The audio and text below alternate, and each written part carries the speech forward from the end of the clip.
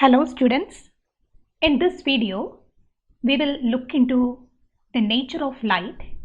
We will try to understand what in physics is meant by light. So we are familiar with many of the optical phenomena in nature. So we have learned about the concept of reflection, refraction, then maybe you have heard about diffraction, polarization and so on. So all these phenomena involving light needs us to understand more about the properties of light and what light is composed of. Now we know light is a spectrum of electromagnetic radiation, and electromagnetic radiations are electric field and magnetic field, the variations of electric field and magnetic field that is propagating through space following a one particular kind of equation.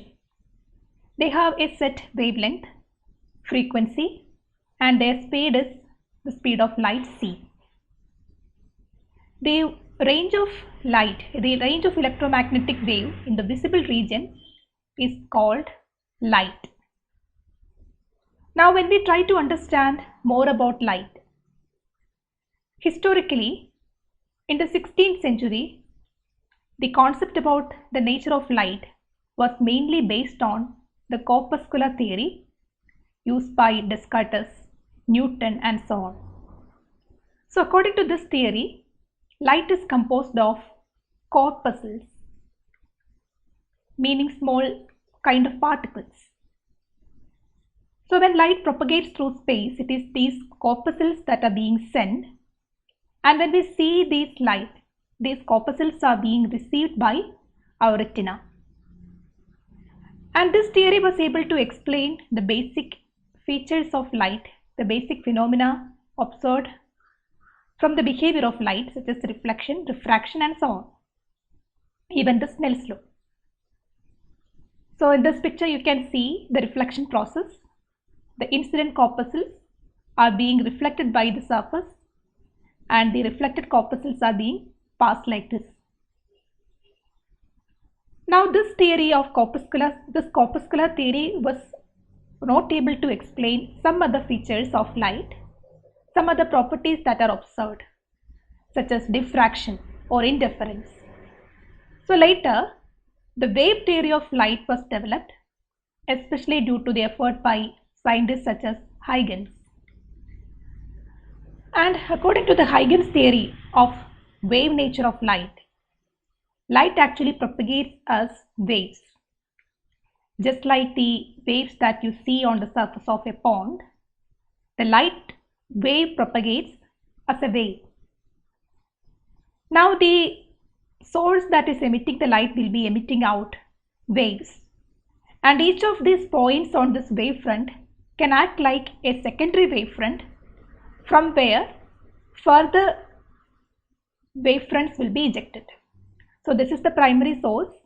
From there the first wave will be emitted, and each of the points on this surface of this wavefront will act like another source, and they will further eject the secondary wavelets and they will form the second set of waves and so on. So that is how light is being propagated through space according to the wave theory proposed by Higgins. So this is the Higgins principle. Each wavefront is the envelope of the wavelets, and each point on the wavefront acts as an independent source to generate wavelets for the next wavefront and so on. This is how light propagates through the space as wave according to the theory proposed by Higgins.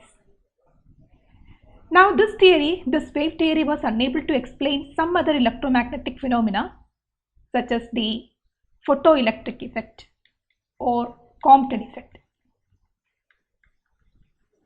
So in order to explain these quantum mechanical phenomena, a new theory of light was required, and as we have already seen in the classes of quantum mechanics, the particle theory of light, where the light is thought to be composed of small packets called photons, was developed. So when light propagates through the space, it is actually photons that are being sent through the space. So in this picture you can see the photoelectric effect being depicted, and this effect, this phenomena could only be explained using this particle theory where light is composed of photons. So this theory has slight similarity with the already proposed corpuscular theory. They have something similar where the light is thought to be composed of small particles. Corpuscular theory is the old one which was present in the scientific scenario since the 16th century onwards. The particle theory is mostly based on quantum mechanical assumptions, and this theory was able to explain photoelectric effect and the Compton effect. So which theory is the correct one? So in order to completely understand all the phenomena, we need to assume both the wave nature and the particle nature of light. So now this wave particle duality, the dual nature of the wave, electromagnetic radiation or the light, is being accepted. In order to explain certain phenomena, we will depend on the particle nature of light, and to explain certain other physical phenomena, we will assume the wave nature of light. So this dual nature is being considered in the field of physics in order to explain optical phenomena. In the coming classes, we will be dealing with some of the phenomena that are depicted by the light rays, such as interference, diffraction, and polarization.